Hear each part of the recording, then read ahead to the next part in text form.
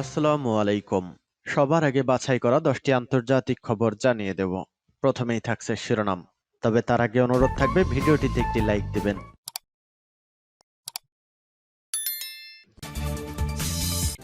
Israel সেনা যুদ্ধ ছেড়ে পালাচ্ছে, হামাস কিডন্যাপ করে নিল বড় ট্রাম্প কার্ড। 7 অক্টোবর ইসরায়েলের গোয়েন্দা সার্ভারগুলো গাজায় নিয়ে যান যোদ্ধারা। এমপির আত্মীয়দের লক্ষ্য করে বোমা ও গুলি, নিহত 10। দরদ দেখাতে গিয়ে উল্টো তোপের মুখে নেতানিয়াহু। রাশিয়া ভারত মহাসাগরে উপস্থিতি বাড়াচ্ছে। এবং সর্বশেষ জানিয়ে দেব, ক্রাসনি লিমানে শক্ত ঘাঁটি হারালো ইউক্রেন। শুনছিলেন সংবাদ শিরোনাম, এখন বিস্তারিত। ইসরায়েল সেনা যুদ্ধ ছেড়ে পালাচ্ছে, হামাস কিডন্যাপ করে নিল বড় ট্রাম্প কার্ড। হামাস বন্দি বানালো খতরনাক ইসরায়েলি সেনা জওয়ানদের। যুদ্ধক্ষেত্রে ছেড়ে পালাচ্ছে ইসরায়েল প্রতিরক্ষা বাহিনীর সেনারা। নেতানিয়াহুর চোখে ধুলো দিতে কবে ঘটল এমন ঘটনা? যুদ্ধবিরতির সময় কেন বাড়াচ্ছে বলুন তো বারবার? দয়াবান ভাবছেন নাকি আপনি ইসরায়েলকে?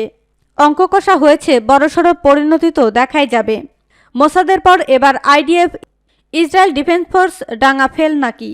গাজার যুদ্ধক্ষেত্র থেকে ভয়ে পালাচ্ছে ইসরায়েলের সৈন্যরা। নিজেদের গরিমা জাহির করতে ইসরায়েল তো কোনোদিনও স্বীকার করবে না, কিন্তু প্রকাশ্যে চলে এলো চাঞ্চল্যকর তথ্য। হামাসের নেতাদের খুঁজতে গিয়ে হামাসের হাতেই বন্দী হলো ইসরায়েলের ডিফেন্স ফোর্স। আর আইডিএফের সেনারাই হামাসের তরুপের তাস। কেন যুদ্ধবিরতির সময় বারবার বাড়ানো হচ্ছে সেটা নিয়ে আপনার স্পষ্ট ধারণা আছে। ইসরায়েল বহু ফিলিস্তিন বন্দীদের মুক্তি দিয়েছে, আরও হয়তো দেবে, কারণ হামাস শর্ত রেখেছে সেরকম। হামাস এদিকে পণবন্দি ইসরায়েলিদের ছেড়ে দিচ্ছে। বছর 20 তোমার ইয়াকব আহিমাস, বছর 19-এর কিরিল বর্ডিয়স্কি ও সাদেক দাহান। 7 অক্টোবর এই 3 সেনা জওয়ানকেই প্রথমে বন্দি বানায় হামাস। আর বলতে পারেন এরাই ছিল হামাসের সোনার ডিম পাড়া হাঁস। হামাস জানতো এদের 3 জনকে বাজি রেখেই অনেক খেলা ঘোরাতে পারবে তারা, কিন্তু সেই মনোকামনা আদতে পূর্ণ হলো কি? জানা গিয়েছে 2 ইসরায়েলি সেনাকে বহিষ্কার করা হয়, কারণ গাজার উত্তরাঞ্চলে আল কাসাম ব্রিগেডের কাছ থেকে বাঁচার জন্য যুদ্ধক্ষেত্রে ছেড়ে পালায় ওই 2 সেনা। তারা মেনে নিচ্ছেন তাদের বিশেষ কোনো সহায়তা করা হয়নি, তাই হামাস যোদ্ধাদের মোকাবেলা করতে গিয়ে ঘাবড়ে যান তারা। তাহলে ইসরায়েলের যোদ্ধারাও ভয় পায় বলছেন। এবার আসি যুদ্ধবিরতির কথায়। এক্ষেত্রে বিশেষজ্ঞদের এক পক্ষের দাবি, যুদ্ধবিরতির সময় বাড়াতে কঠোর পরিশ্রম করছে হামাস। প্রথমে 4 দিন, পরে 2 দিন যুদ্ধবিরতিতে রয়েছে হামাস ইসরায়েল। এরপর এখন আবার 24 ঘন্টার সময় বেড়েছে যুদ্ধবিরতির। এর মধ্যেও গাজায় হত্যাকাণ্ড ঘটে গেছে। এদিকে মেরে ফেলা হয়েছে পশ্চিম তীরের বহু মানুষকে। হামাস তাই পরিষ্কার বলেছে তাদের টার্গেট হলো এই যুদ্ধবিরতির সময় যতটা বেশি বাড়ানো মানে সম্প্রসারণ। কিন্তু এরই মাঝে বিপাকে পড়ে গেলেন নেতানিয়াহুই, কারণ এখানে হামাসের ছোট্ট একটা খেলা। যে 3 জন ইসরায়েলি সেনা জওয়ানদের নাম এই প্রতিবেদনে আগেই বলেছি, তাদের অলরেডি মৃত্যু হয়েছে বলে খবর। আর এটা ইসরায়েলের কাছে বড় লস, সেটার বলে বোঝানোর দরকার নেই। 7 অক্টোবর ইসরায়েলের গোয়েন্দা সার্ভারগুলো গাজায় নিয়ে যান যোদ্ধারা। গত 7 অক্টোবর গাজাভিত্তিক ফিলিস্তিনি প্রতিরোধ সংগঠনগুলোর ইসরায়েল বিরোধী অভিযানে ইরানের অভ্যন্তরে ইহুদিবাদীদের গুপ্তচর নেটওয়ার্কের তথ্য ফাঁস হয়ে গেছে। তেহরানে নিযুক্ত ইসলামী জিহাদ আন্দোলনের প্রতিনিধি নাসের আবু শারিফ এ খবর জানিয়েছেন। তিনি গতকাল তেহরানে এক অনুষ্ঠানে দেওয়া বক্তৃতায় একথা বলেন। অক্টোবরের আল-আকসা তুফান অভিযানের কথা উল্লেখ করে শারিফ বলেন, ওই অভিযানে ফিলিস্তিনি প্রতিরোধ যোদ্ধাদের ইসরায়েল সরকারের কয়েকটি গোয়েন্দা সার্ভার গাজা উপত্যকা নিয়ে আসে। তিনি বলেন, ওই সার্ভারে ইসরায়েলের পক্ষে কাজ করা বহু গুপ্তচরের নাম রয়েছে, যাদের মধ্যে কেউ কেউ ইরানের নাগরিক। এসব গুপ্তচর ইরানের অভ্যন্তরে বসবাস করছে বলেও জানান তিনি। তবে এ সম্পর্কে বিস্তারিত তথ্য প্রকাশ করেননি তিনি। ফিলিস্তিনি জনগণের উপর ইহুদিবাদী ইসরায়েলের দশকের পর দশক ধরে চলা নির্যাতন ও গণহত্যার প্রতিবাদে 7 অক্টোবরের অভিযান চালায় ফিলিস্তিনি যোদ্ধারা। তারা গাজা সীমান্তের অদূরে ইসরায়েলের 50টি ঘাঁটি লক্ষ্য করে হামলা চালান। অভিযানে প্রায় 400 সেনাসহ মোট 1200 ইসরায়েলি নিহত হয়। হামাস ও জিহাদ আন্দোলনের যোদ্ধারা শত শত ইসরায়েলিকে বন্দী করে গাজায় নিয়ে যান। সূত্র পার্স টুডে। এমপির আত্মীয়দের লক্ষ্য করে বোমা ও গুলি, নিহত 10। এমপির আত্মীয়দের লক্ষ্য করে বোমা হামলা ও গুলি ছোড়া হয়েছে, আর তাতেই প্রাণ গেছে 10 জনের। শুক্রবার এমনই এক ঘটনার তথ্য জানিয়েছে বার্তা সংস্থা রয়টার্স। দুটি নিরাপত্তা সূত্রের বরাতে জানানো হয়েছে, বৃহস্পতিবার সড়কের পাশে একটি গাড়িতে বোমা হামলা করা হয়। পরে তাদের উদ্ধারে এগিয়ে এলে উদ্ধারকারীদের লক্ষ্য করে বন্দুক হামলা চালায় হামলাকারীরা। আর ঘটনাটি ইরাকের পূর্বাঞ্চলে দিয়ালা প্রদেশের। সূত্র জানিয়েছে, আরমানিয়া শহরের কাছাকাছি এলাকায় স্থানীয় এক এমপির আত্মীয়দের লক্ষ্য করে হামলা চালানো হয়।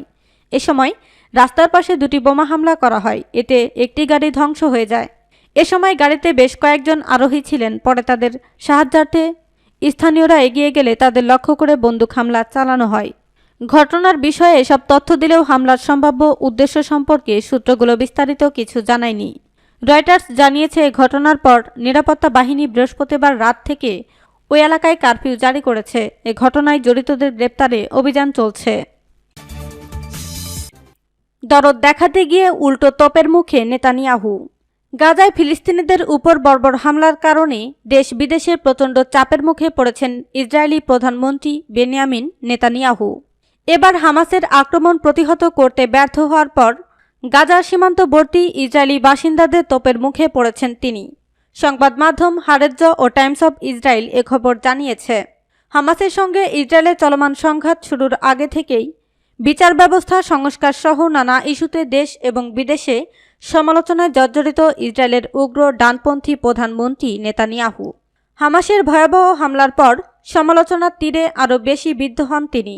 এবার নিজ দেশের মানুষের কাছেই রীতিমতো অপমানিত হলেন নেতানিয়াহু। বুধবার গাজা সীমান্তবর্তী ইসরায়েলি এলাকা পরিদর্শনে যান তিনি। এ সময় আঞ্চলিক কাউন্সিলের প্রধান এবং প্রতিনিধিদের সঙ্গে সাক্ষাৎ করেন নেতানিয়াহু। গত 7 অক্টোবর হামাসের আকস্মিক হামলার ক্ষয়ক্ষতি খোঁজেন। এ সময় প্রত্যেক বসতির 2 থেকে 3 জনকে আমন্ত্রণ জানায় স্থানীয় কর্তৃপক্ষ। তবে বেরি নিউ ওজো সহ কয়েকটি বসতির বাসিন্দারা নেতানিয়াহুর সঙ্গে দেখা করতে অস্বীকৃতি জানান। এ তালিকায় রয়েছে কারমিয়া, মেফালসিম, জিকিম, নেটিভ হাসারা, ইয়াদ মোর্চেদেই বসতিও। এসব বসতির নেতা বা কোনো প্রতিনিধি দেখাও করেননি ইসরায়েলি প্রধানমন্ত্রীর সঙ্গে। তারা অভিযোগ করেন, নেতানিয়াহু প্রশাসনে ব্যর্থতার কারণেই 7 অক্টোবরের হামলায় ক্ষতিগ্রস্ত হয়েছেন তারা। নিহত এবং অপহরণের শিকার হতে হয়েছে অনেক বাসিন্দাকে। এসব ব্যর্থতার জন্য শুধু কয়েকজনের সঙ্গে নয়, বরং পুরো বসতির কাছে নেতানিয়াহুকে জবাবদিহি করতে হবে বলে দাবি করেন তারা। রাশিয়া ভারত মহাসাগরে উপস্থিতি বাড়াচ্ছে। চলতি মাসের শুরুর দিকে বাংলাদেশে যুদ্ধজাহাজ ভিড়িয়েছে রাশিয়া। গত 5 দশকে প্রথমবার এমনটা ঘটল। পাশাপাশি মিয়ানমারের সঙ্গে এই প্রথম যৌথ নৌমহড়া দিয়েছে মস্কো। রাশিয়া ভারত মহাসাগরীয় অঞ্চলে বৃহত্তর ভূমিকা নিতে চায় এবং এশিয়ার ছোট দেশগুলির সঙ্গে সম্পর্ক মজবুত করার দিকে তাদের নজর। বিশ্লেষকরা বলছেন, ভারত পুরনো মিত্র, রাশিয়ার প্রতি বিরূপ নয়। কৌশলগত জলসীমায় চীনের ক্রমবর্ধমান হাজিরার পাল্টা জবাব দিতে যুক্তরাষ্ট্র, জাপান ও অস্ট্রেলিয়ার সঙ্গে ভারতের গভীর অংশীদারিত্ব সত্ত্বেও রাশিয়া তাদের সামুদ্রিক প্রতিবেশে উপস্থিতি বাড়াচ্ছে। নয়াদিল্লি তার পশ্চিমা অংশীদারদের চাপ উপেক্ষা করে মস্কোর সঙ্গে তার কয়েক দশকব্যাপী সম্পর্ক বজায় রেখেছে এবং ইউক্রেনের যুদ্ধে নিরপেক্ষ অবস্থান নিয়েছে। ভারতে ইন্টারন্যাশনাল ক্রাইসিস গ্রুপের সিনিয়র বিশ্লেষক প্রবীণ ডোন্থি ভিএও কে বলেন, ভারত চায় ইন্দো প্যাসিফিক অঞ্চলে আরও সক্রিয় ভূমিকা পালন করুক রাশিয়া, কারণ নয়াদিল্লি যাকে বহু মেরুর বৈশ্বিক শৃঙ্খল বলে থাকে, সেই বৃহত্তর কৌশলী লক্ষ্যের সঙ্গে এটি সঙ্গতিপূর্ণ। নয়াদিল্লি বিশ্বাস করে বহু মেরুবিশিষ্ট বিশ্ব গড়ে তোলার চাবিকাঠি হল বহু মেরুযুক্ত এশিয়া। তিনি আরও বলেন, এ পর্যন্ত ভারত এই ধরনের কৌশলগত দ্বিধা প্রকাশের দক্ষতা দেখিয়েছে। উদাহরণ হিসেবে ইউক্রেন যুদ্ধের কথা বলা যায়। ক্রাসনি লিমানে শক্ত ঘাঁটি হারালো ইউক্রেন। রাশিয়ার ব্যাটল গ্রুপ সেন্টার ইউক্রেনের সৈন্যদের আক্রমণ প্রতিহত করেছে এবং ক্রাসনি লিমান এলাকায় তাদের শক্ত ঘাঁটি দখল করেছে। বৃহস্পতিবার রাশিয়ার প্রতিরক্ষা মন্ত্রণালয় এ তথ্য জানিয়েছে। ব্যাটল গ্রুপ সেন্টারের ইউনিটগুলো ক্রাসনি লিমান এলাকায় বিশেষ সামরিক অভিযানের যুদ্ধের কাজগুলি সম্পাদন করে চলেছে। ব্যাটল গ্রুপের মোটর চালিত রাইফেল ইউনিটের সৈনিকরা ইউক্রেনীয় সেনাবাহিনীর আক্রমণ প্রতিহত করেছে এবং শত্রুর শক্ত ঘাঁটি দখল করেছে, এতে বলা হয়েছে। মন্ত্রণালয়ের মতে, রাশিয়ান সৈন্যরা দখলকৃত এলাকার প্রতিরক্ষা সংগঠিত করেছিল। ছোট ড্রোন ব্যবহার করা হয় অনুসন্ধানের উদ্দেশ্যে। সূত্র তাস।